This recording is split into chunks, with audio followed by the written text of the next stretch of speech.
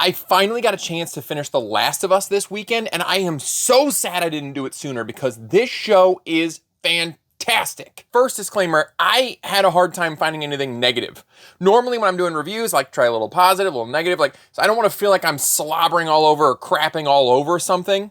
This video is going to reach adult film levels of servicing. I'm sorry that I couldn't find anything to dislike. Maybe one or two things here or there didn't land exactly the way that I was expecting, but that's only because video games are objectively a superior way to experience a story. So the show never had a chance of being on that level, but it was still amazing. That's it. It's a masterpiece of acting, storytelling, set building, cinematography. It's the whole package. Also, spoilers, because I don't do spoiler free.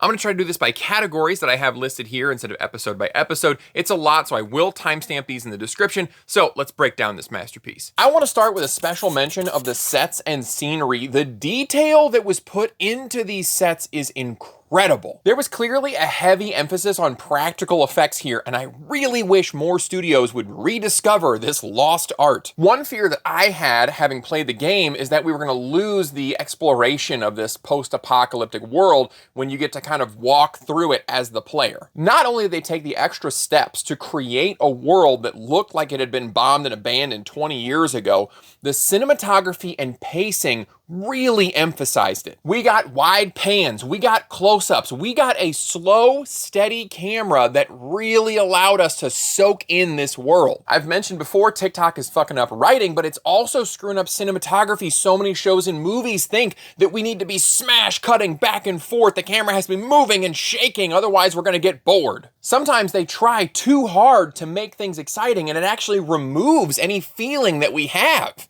Kind of like the time I went to get mail earlier. This mission is critical. I need you to pick up that package. You mean you want me to die? It's a suicide mission. Maybe for an ordinary man, but not for Max Octane. I'll do it, but only because this is my final job.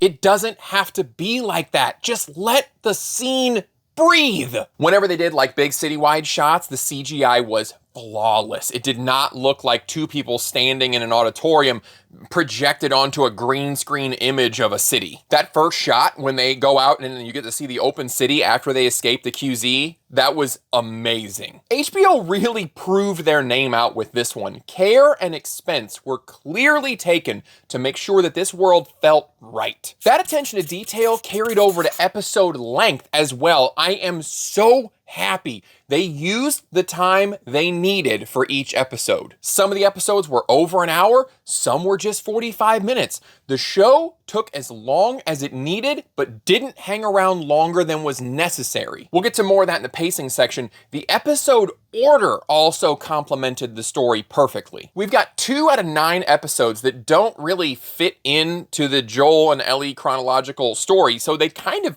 could have gone anywhere. The Bill and Frank episode was perfectly placed after Tess dies, but before Joel and Ellie's relationship really takes off and we get into the real meat of the show. It didn't really interrupt the flow of the overall story, and Joel and Ellie feature in the beginning and the end, so it didn't feel like just some random filler episode. It was cool to see more of the world and people through different eyes other than just Joel and Ellie, but it still fit in with the theme of the show, which we're gonna get to in the later section. One of my very few complaints was how quickly Tess died, and we really didn't get a good connection. For me, that was a huge moment in the game. The scene in the game where she reveals that she's bitten and she's gonna sacrifice herself so Joel and Ellie can get away, that was so impactful in the game, and for me, it just didn't hit the same way in the show. I watched it with my wife. She thought it was great. She didn't have any prior experience, so maybe you guys thought it was great.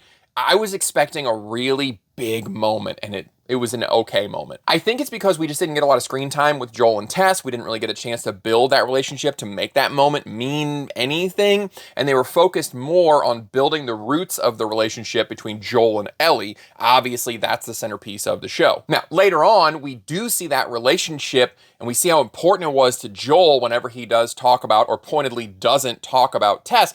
But the actual moment of her sacrifice just didn't feel very impactful. I think this also goes back to trying to dramatize things too much, and it took away from the emotion of the scene. It's a subtle change from the game, but it was supposed to be Fedra, a military who showed up, not a horde of infected. The giant swarm of infected, and then her trying to create the explosion, and then the false tension, she can't get the lighter going, and then the infected is kissing her with the fungus, and it was just all too over the top, and all the excitement and movement and action took away from the emotion that was supposed to be in that scene.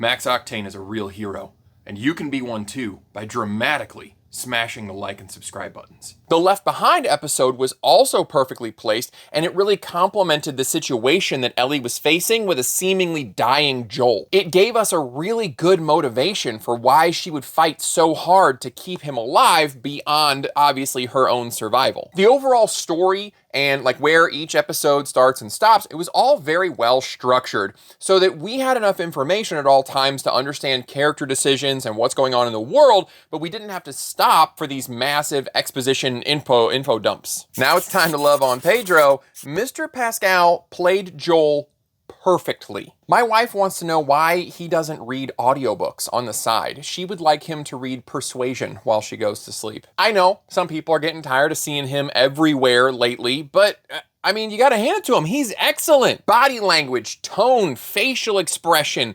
He sold it. Absolutely perfect Joel. I will never be in the same place where my wife could meet him. After recording, I found out Pedro did record some audiobooks. I've got them here on screen, and I downloaded this one, Ghost Radio. His velvety smooth tones perfectly complement this spooky supernatural story. Now, regular viewers of the channel, I want to start calling you Gregulars. You know that I like audiobooks, whether you want to learn something or you just want to hear a great performance of your favorite fiction novel. Audiobooks are the way to go, and I cannot recommend them highly enough. If you want to try Audible for audiobooks for a free month, you can find an affiliate link in the description. My second and only complaint for the show, I didn't like Ellie. I didn't like Bella Ramsey's Ellie. I don't know if it was her or if it was the direction, but I didn't like this character, and there's a little nuance here. I thought she was too much of a shitty teenager, and I understand that's part of the character, so you could say that the fact that I didn't like her means that she was playing it really, really well because it's not a great character to begin with. Personally, I think that the character of Ellie it's a dichotomy of a character because she's young, she's innocent, she doesn't know a lot about the world, but she's also been living in a dystopian hell, so she's hardened and she's very jaded. In the game, we see this really nice balance where sometimes she's vulnerable and she's an innocent teenager, and then other times she's a hard badass. Sometimes she's trying to look like a badass, but you can tell that she's scared. In the show, it felt like 90% of the time they were like, just act tough, swear a lot, be suspicious, curse at everybody, act really fucking annoying, and just hate all authority. I know it's a tough balance. I just feel like they pushed it a little bit too far to the bratty asshole teenager side and not enough of the vulnerable child. My wife reads my scripts, and her notes here say, agree to disagree. So there you go. I think one of the biggest triumphs of this show is overcoming the video game adaptation problem. There are generally two issues when you're bringing a video game to any size screen. One is that games are often too nuanced and too long to bring to a show or a movie. The other problem is that you're taking away player agency and involvement. Not only does this remove the mechanism of how we experience the game, but it also takes away all of the gameplay segments, which for most games is a bulk of the experience. In the case of The Last of Us, most of that gameplay is sneaking around and killing massive amounts of infected and people. Joel is a freaking super soldier. Each fighting area in The Last of Us is actually a puzzle that you, the player, have to solve in whatever way you choose, and the fear of the enemies comes in the form of the game over screen whenever you screw up. I remember I was playing this game years ago. There was this one segment that takes place in an underground subway. I'm trying to sneak from one side to the other, and there are those clicker enemies that, locate by echolocation, and I'm sneaking through, and my house is quiet, and I am locked into this. And my wife walks into the room saying something, and for a moment, I for real panicked that clickers, were going to hear and attack me because of the noise she was making. That is the kind of immersion that you can create in a really good game. But once the gameplay is gone, how do you accurately get across the feeling to the audience that the players had? Last of Us might be a special case because the gameplay was built on a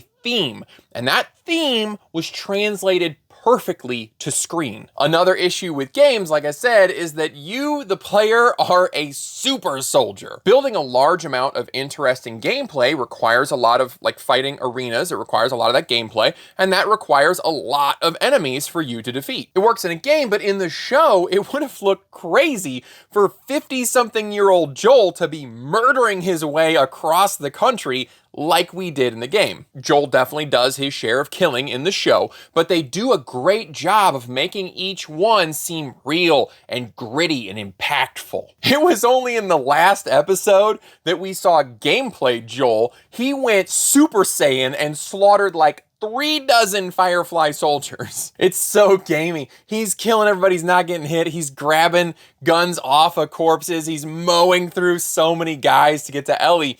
But at this point in the story, we, the audience, are rooting for him so hard, we don't care about the lack of realism. At this point, we've seen the relationship, and now we see a desperate man and father going to rescue her, and it doesn't matter. It only works in this one scene. They waited for the perfect moment to do the gameplay thing, and they executed perfectly. Overall, they stayed very consistent to the game. Any changes or additions they had to make were to supplement those areas that were gameplay combat related, and everything they did fit really well. Easily second best game adaptation I've ever seen. I mean, it doesn't come close to first place, which obviously goes to the 1993 classic Super Mario Brothers, starring John Leguizamo and Bob Hoskins, and Dennis Hopper as the most accurate representation of Bowser we're ever gonna see. Hang on, refill. And back. I don't have sponsors because I'm not cool enough for that, but my brother and sister-in-law did send me a care package of tea and coffee. Today I have Brooklyn Bean Roastery's Forget About It. It's actually very delicious. All right, so that's second place. The number one thing I think this show got right was the pacing. The scenes had a chance to breathe. I had some stuff going on and it took me a while to catch up with the season, and I saw people talking about the show being very slow, and I got a little discouraged. They absolutely were slow, and that is why it works. We, the audience, had a chance to process what was happening. We got a chance to see the characters process what was happening. Like, as Joel is walking up to Bill and Frank's house, we see everything is overgrown. We see the zoom in on the potted plants, and they're dead. And we see Joel take that in, and we notice his face like he knows something is wrong. In that same episode, Bill is pouring their final 2 glasses of wine, and they really let us soak in the tension and the feeling of that scene. He sits down slowly. He sets both the cups down. We see him pour the whole, start to finish. That was a really long scene, and it allowed us to really see and feel the emotion that was happening there. Throughout the show, we got a chance to really see and experience the wasteland that the world had become. So many shows are terrified to give us even 1 second to think without flashing lights and exposed flesh and explosions and monologues that are explaining every single thing that's happening and every thought that everybody is having. Part of that pacing is how much the infected were shown or not shown in this case, which is why it was so effective. Again, we don't have the threat of game over to make us afraid, but we need the sense of danger somehow, and let's face it, gory deaths on screen just aren't as effective as they used to be. By giving us a wide shot of the infected or a quick shot without too much detail, we get a sense of the dangerous unknown. Our imagination is allowed to fill in the blanks, which is far scarier than anything we can be shown on screen. The Left Behind episode did this to perfection. The girls are in the mall, they think the whole place is deserted. Early on in the episode, we see a single infected wake up in one of the shops, responding to the noise they're making, then we don't see it again. From that point forward, we, the audience, supplied all the tension. The longer it went, the more it built. Where is this thing? When's it gonna pop out? Just attack them already! Every quiet moment between the two girls from that point forward had this cloud of anxiety hanging over it. It worked brilliantly because the show trusted us to engage with the show instead of screaming everything at us every single second. Even the fight with that infected really didn't last that long, and after it was over and both girls revealed that they got bitten, we get quiet. We get a chance to let that sink in, and we experience the emotions with the characters. I said back in my episode 1 review, I was very scared about the pacing, and I was worried they were gonna rush the relationship between Joel and Ellie, because it's a pretty far way to go from I don't know you, I don't care, to damn the cure for humanity if it means just saving you. That's a big, big road to cross. Again, this was handled perfectly, and the capture and rescue of Ellie from the terrifying villain, David, was the perfect catalyst to finally cement their relationship. We've been seeing the wheels turning the entire show when Joel defends her from the Fedra officer, when Bill leaves a note saying life is about protecting one person, the little jokes that go on, the little hints that are scattered throughout the show that build, and then when it finally comes together, it actually feels natural because we, the audience, were given the space to process it and see it growing. That space also includes things we didn't see and didn't have to see. We didn't need to see Kathleen execute the guy in the cell, or Marlene kill Ellie's mother. We didn't need to see Ellie kill Riley after they got bitten. We didn't need to see her kill David. These things, again, are left to our imagination, and it's more impactful that way. We see the survivor of each killing after and what their reaction is. Seeing the actual murder is not important. Visual pulp is not needed to sell a story. And the reason this story is so good is because it explores human nature. Yes, this story explores the theme of humans are the actual monsters that you've probably seen before. But just because it isn't a completely brand new, original, never before seen idea doesn't take away from its validity. Since we are all humans, some part of a story about human nature is going to appeal to all of us. This is why the whole representation thing that's so chic right now is so meaningless. A story that is designed to only appeal to one specific portion of one nation in one period of history is quickly going to be forgotten. If you show Last of Us in another country, they're gonna get it. If you show it 30 or 50 years from now, they're gonna get it. If you show Don't Worry, Darling to somebody else in the world or in 5 years, that people don't even fucking get that movie right now. So human relationships and interactions have been kind of universal and the same forever.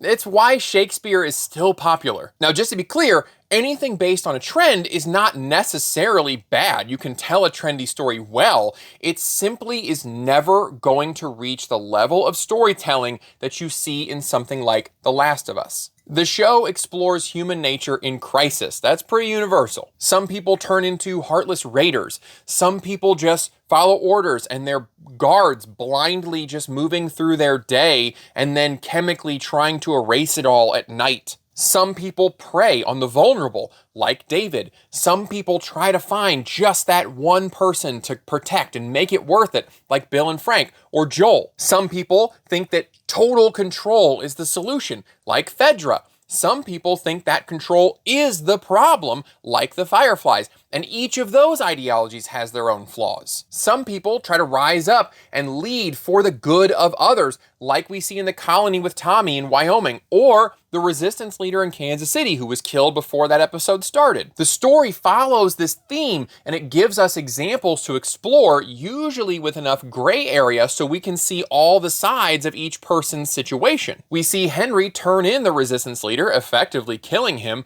but he was doing it to get medicine for Sam. The Kansas City Fireflies break their oppressors, but how much brutality do they have to bring to the table to maintain control? Wherever possible, the show doesn't try to tell you or paint outright who the good guys and bad guys are. This is what makes the ending of the show and game so good. You don't get told who was right, you just get told what happened. Did Joel do what was right? Was the cure a certainty? Should Ellie have been given a choice? Did she even have a choice, or would she have been coerced by the knowledge that she might be saving tons of people? What percentage certainty would you need to sacrifice a child to find the cure for something like cancer? This story does what all great stories do. It leaves you with a deep question to ponder. What is right? What is justice? What are morals in a post-apocalyptic world? Since this theme is so clear, it makes the writing actually easier. Character action and interaction is natural if it fits that theme. Again, current media messaging is kind of unnatural, even for the people who say they support it. They say one thing, but their nature leads them to act in a different way. This is why shows that rely heavily on that kind of message fail, because it doesn't reflect what we see around us. The Last of Us explores real human attitudes. Obviously, none of us have been through an apocalypse, but we have seen groups of people under stress, and we can see these archetypes of behavior come out of those situations. That's what makes this show so real. The Bill and Frank episode was a great example of theme over specific situation. Their story was a love story about two gay men. It was not a gay love story. There is a canyon of difference between those two ideas. Like I said, I was a little late to the party, so maybe it was just like built up too much for me, but I didn't think the episode was that bad. I didn't think they drug out the gay scenes like I thought they were going to, especially when I saw the article about the director saying he fooled us all into watching a gay relationship. They were pretty universal characters. You had the tough, organized protector, and you had the one that brings the flavor, the aesthetic, the caring. They complemented each other in a way that I think most people can relate to. That's what I'm talking about when I say theme is better than message. A message is gay, gay, gay. Look how gay it is. It's so great. Homosexuality is wonderful. We're presenting gayness in a very positive way. Everybody should be gay, gay, gay. A theme is people really crave relationships, and a good relationship requires cooperation. It requires complementing one another. One of these things can appeal to basically anyone who's ever been in a committed relationship. The other can only really appeal to a small segment of the population that is exactly like the characters. Bros is a really good example here. The people that saw it liked it, the reviews are great, but it was created to only really appeal to a real small segment of the audience. That movie was not about a broad human theme. It was about the very specific scenario of being a single gay man in your 30s in the city. I'm sure it's a fine movie, but again, it's not the same level of storytelling. Bill was still the same Bill that we saw in the video game, just in a different setting, and we didn't get the chance to see him banter with Ellie. We never met Frank in the game, and even though they went in a totally different direction than how they ended up in the game, they still made the Bill and Frank story fit into that overall theme. They didn't feel shoehorned into the story like poor Pedro from the recent Shazam sequel. His only job on screen was to just be gay and say he was gay. He had one dimension, and that was his gayness. Congrats on the representation. I also didn't mind the change of direction in the Bill and Frank story because it put a little bright spot in the overall bleakness. The show did a really good job of sprinkling in just enough hope and light. They kept the dark and foreboding tone that a zombie apocalypse should have, but they avoided weighing everything down with this constant depressing tone. The Indian couple in Wyoming, they were hilarious. The pun book, the colony of Tommies in Wyoming. These are all little spots of levity and hope in an otherwise dreary world. It was a perfect balance in basically every way. Obviously, I'm not alone in my glowing thoughts about the show. Naturally, season 2 got ordered that covers the second game, and I'm very nervous about that. I know all the major plot points, even though I never played it, and I wasn't going to until the show got made, but I did pick up a sale copy a few weeks ago, and I'm gonna try to force my way through it. The concept just does not appeal to me. I am not into revenge and hate.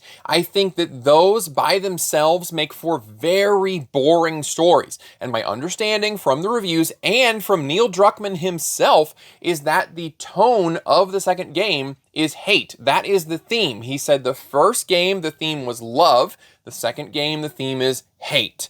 I'm turned off instantly by that. Remember that doctor that Joel killed right at the end of the last episode? Well, he has a doctor off screen that was made up after the first game was successful, and her name is Abby, and she comes hunting for Joel and Ellie. Even the foundation for the second game plot is fucking weak. She wants revenge, and revenge begets revenge, begets revenge, and a person loses everything when they try to fill the bottomless cup, and it... I am bored to tears by this concept, but I will try to give it a shot. Hopefully. I mean, I'm not even done with Hogwarts Legacy. Diablo 4 is coming out. Final Fantasy 16.